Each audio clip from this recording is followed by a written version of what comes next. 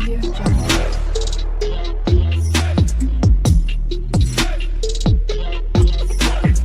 Audio Jungle. गरीब बेटी की जादुई रोटी। रजनी, और कितनी देर लगाएगी? तेरे बापू कब से बैठे हैं, अब ले आ खाना।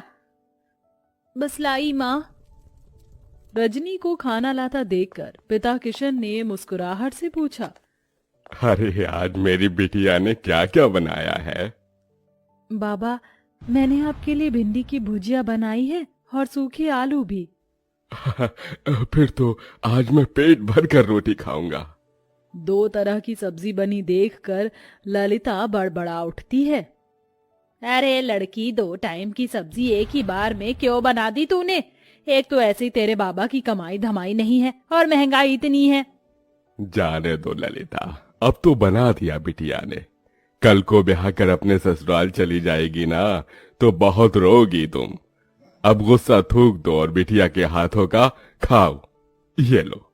किशन जैसे ही खाने का निवाला ललिता को खिलाता है, ललिता का मुंह चढ़ जाता है। आथू! अरे बेलुड़ी, आज फिर तूने रोटी जला दी। अरे तेरे दादा परदादा की आटा चक्की नहीं जो मुफ्त का आटा आता है, दाम देखकर खरीदना पड़ता है। रोज रोज जली रोटी बनाती है।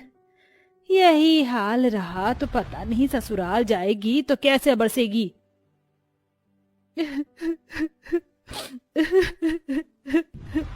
अरे बिटिया, तू रो क्यों रही है? तेरी माँ तेरे भले के लिए ही कह रही है ना। मैं क्या करूं बाबा, मैं इतनी कोशिश करती हूँ गोल रोटी बनाने की, मगर आड़ी टेढ़ी बन जाती है और जैसे जब तवे पर सेकती हूँ तो आग से जल जाती है। देख रजनी, कल तुझे देखने लड़के वाले आ रहे हैं। अच्छा खासा घर द्वार है उनका। मैं नहीं चाहती कि ये रिश्ता हमारे हाथ से जाए, समझी? अगले दिन सरस्वती अपने परिवार के साथ रजनी को देखने आती है। रजनी नजरें झुकाए हाथों में चाय नाश्ता लिए आती है। जी नमस्ते, लीजिए। भाई वाह, ये समोसे और कचौरी तो बड़ी स्वाद भरी है। ललिता जी, किसने बनाया? जी ये समोसे कचौरी सब बिटिया ने बनाया है। अरे वाह, ये तो सोने पर सुहागा हो गया। रूप की धनी तो है ही, खाना बनाने में तो हलवाई जैसा हाथ पाया है। अब तो आप शहनाई बजाने में देर मत कीजिए। मुझे अपने शुभम के लिए आपकी रजनी पसंद है। लड़के वालों के जाते ही किशन ने कहा, क्या जरूरत थी भाग्यवान उनको झूठ बोलने की, और इससे तो एक रोटी तक नहीं बनती। अगर सच बोल देती ना तो वो लोग रिश्ता तोड़कर चले जाते, और इस तरह से इसका रिश्ता कहीं नहीं लगेगा। सारी जिंदगी कुंवारी बैठी रहेगी। अगर तुम्हारे पास लाखों का दहेज देने को हो तो ढूंढ लो नौकर चाकर वाला घर। अरे शादी के बाद ससुराल जाएगी तो धीरे धीरे सीख जाएगी। थोड़े दिन में रजनी ब्याह कर ससुराल आती है, जहाँ जेठानी चंद्रलेखा हुक्म चलाते हुए बोली, देवरानी जी, तुम पहली रसोई में मटर पनीर की सब्जी, छोले और मीठे में खीर बनाना, और पूरी की जगह पर रोटी बनाना। वो क्या है ना, हम सब रोटी खाने के शौकीन हैं। ये सुनकर गरीब रजनी दुविधा में आ जाती है और जैसे तैसे पहली रसोई की रीत निभाकर सबको परोसती है। रोटी का जला हाल देखकर सरस्वती ने कहा, रजनी बहू, ये कैसी जली पकी रोटी बनाई है? भट्टी में सेक कर लाई है क्या? वही तो माँ जी, ऐसी कोयले से काली रोटी तो कुत्ता भी ना खाए। अरे मैं तो गरीब घर की ये देख कर उठा लाई थी कि गरीब की बेटी को सुखी घर परिवार मिल जाएगा। जा चंद्रलेखा बहू, तू रोटी बना ला, क्योंकि इस गरीब की बेटी के तो बस की नहीं है एक रोटी भी बनाना। और तू मेरी गरीब बहू, जा जाकर इस रोटी को बाहर फेंक दे। सास से जली कटी सुनकर रजनी रोटी लेकर बाहर चली आई। मैं इस रोटी को फेंकूंगी नहीं, क्योंकि अन्न की बर्बादी होगी। किसी जरूरतमंद को दे देती हूँ। तभी एक उम्रदार बुढ़िया उसके पास चलकर आई। बेटी, रोटी खिला दो, बहुत भूखी हूँ। ये लो अम्मा, क्षमा करना, रोटी जरा जली हुई है और मेरे पास कोई सब्जी भी नहीं। मेरी पोटली में गुड़ है, उससे खा लूंगी। बुढ़िया हबड़ हबड़ कर रोटी खाने लगती है।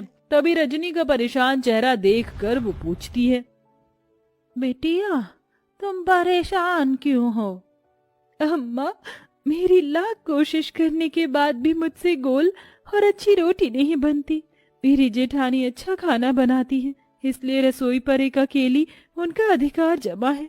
मेरी सास ने मुझे बहुत ताने दिए। तत्पश्चात बुढ़िया पोटली में से एक तवा उसे देकर बोली, ये लो बेटी, ये जादुई तवा है। इससे अब तुम्हारी सारी परेशानी टल जाएगी। इस तवे पर बनने वाली रोटी जादुई रोटी होगी। धन्यवाद अम्मा। रजनी बुढ़िया का दिया हुआ जादुई तवा घर लेकर आई और अपनी सास से निडर होकर कहा, माँ जी, रात की रसोई मैं पकाऊंगी। इस बार कोई भूल चूक नहीं होगी, वादा करती हूँ। लगता है सवेर की बेइज्जती से मेरी गरीब देवरानी का मन नहीं भरा, जो फिर जली कच्ची रोटी बनाकर नाक कटवाना चाहती है। देवरानी जी को एक मौका दे दीजिए माँ जी। ठीक है, मगर इस बार की रोटी भी तूने जली बुरी बनाई तो मैं तुझे कतई माफ नहीं करूंगी, मेरी गरीब बहू। रजनी रसोई में लग जाती है। सब्जी तो बन गई, अब फटाफट से रोटी बनाती हूँ। रजनी जैसे ही चूल्हे पर तवा चढ़ाती, वह खरे सोने के समान चमचमाने लगता है। वह टेढ़ी मेढ़ी रोटी बेलकर तवे पर जैसे ही डालती है, रोटी जादू से एकदम गोल आकार की बन जाती है। अरे वाह, पहली बार मेरी रोटी एकदम गोल और प्यारी बनी है। ऐ मेरी जादुई रोटी, मैं चाहती हूँ कि तुम एकदम फूली बन जाओ। गरीब रजनी के कहते जादुई रोटी फूल कर गोल मटोल हो जाती है। वह सभी को रोटी परोसती है, जिसे खाकर सब दिल खोल कर तारीफ करते हैं। वाह रजनी बहू, तुम्हारी बनाई रोटी में अमृत जैसी मिठास भरी है। सचमुच रजनी, बिना सब्जी के भी रोटी बड़ी स्वाद लग रही है। सच में रजनी बहू, तेरे हाथ की रोटी खाकर तो जी ही नहीं भर रहा। जाने क्या जादूगरी भरी है तेरी इस रोटी में। धन्यवाद माँ जी। रजनी की तरफदारी सुनकर चंद्रलेखा भीतर ही भीतर जल भून रही थी। सवेरे तो एकदम गुड़गोबर खाना बनाया था इसने, एकदम से ऐसा क्या चमत्कार हो गया जो मेरी गरीब देवरानी इतनी गोल फूली रोटी बना लाई। यूं ही दिन गुजरने लगे। तवे के सहारे रजनी ससुराल वालों को जादुई रोटी बनाकर खिलाती। सभी उससे खुश रहने लगे। एक दिन उसके माता पिता उससे मिलने आए। जी नमस्ते। समधन जी, समधी जी, आप दोनों आइए ना। रजनी बहू, देख तो कौन आया है। अपने गरीब माता पिता को देखकर रजनी की आंखों में आंसू छलक आए। माँ, बाबा, कैसे हैं आप? हम ठीक है बिटिया, तुझसे मिलने का मन किया तो आ गए। तुझे सुखी देखकर अच्छा लगा, अब चलते हैं। अरे ऐसे कैसे आए हैं, तो अपनी बेटी के हाथों की रोटी खाकर जाइएगा।